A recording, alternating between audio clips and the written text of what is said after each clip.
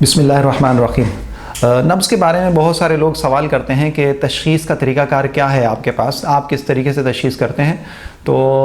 دیکھیے، ہمارے پاس تشخیص کا جو طریقہ کار ہے وہ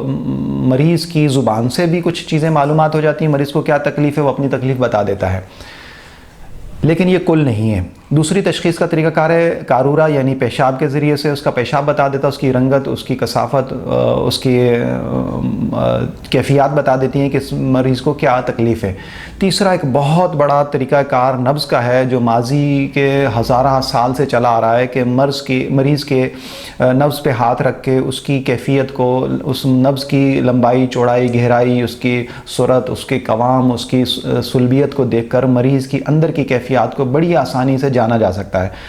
پچھلے زمانوں میں یہی رائج تھا، آج کل چونکہ وہ ultrasound, X ray, M R I اور مختلف طریقوں سے ڈاکٹر حضرات جو ہے وہ اس کی تشخیص کرتے ہیں، لیکن آج بھی دنیا میں الحمدللہ بہت سارے ایسے لوگ موجود ہیں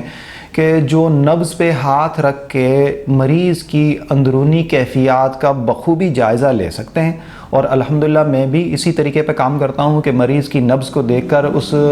کی کیفیات کو، اس کے اندر پائے جانے والی علامات کو، بیماریوں کو الحمدللہ پہچان کے بآسانی بغیر کوئی ٹیسٹ کیے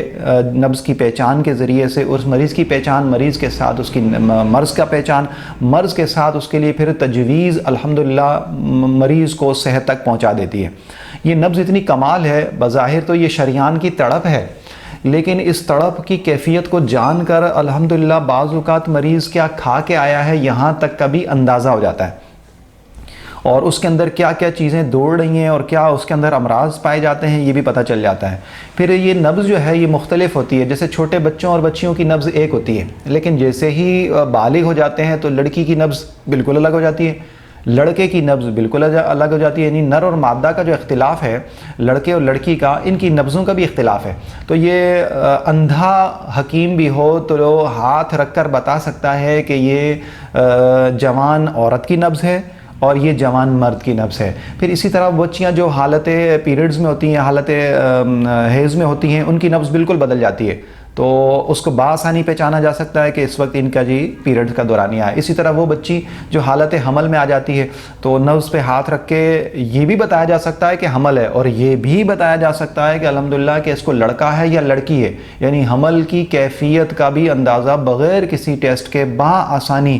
اس بچی کی نبض سے پتہ چل سکتا ہے۔ پھر جو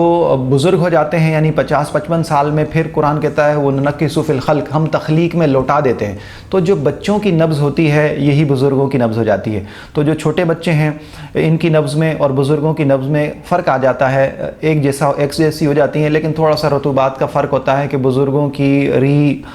کے زیادہ ہونے کے سبب سے تھوڑا اختلاف ہوتا ہے، لیکن جس طرح بچوں کی نبض ہوتی ہے،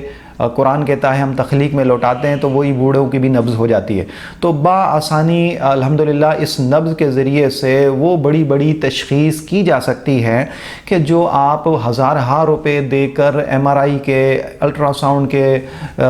کولونوسکوپی یا انڈوسکوپی کے ذریعے سے جن چیزوں کو آپ تشخیص کرتے ہیں اس کو صرف نبض کی پہچان سے الحمدللہ کیا جا سکتا ہے۔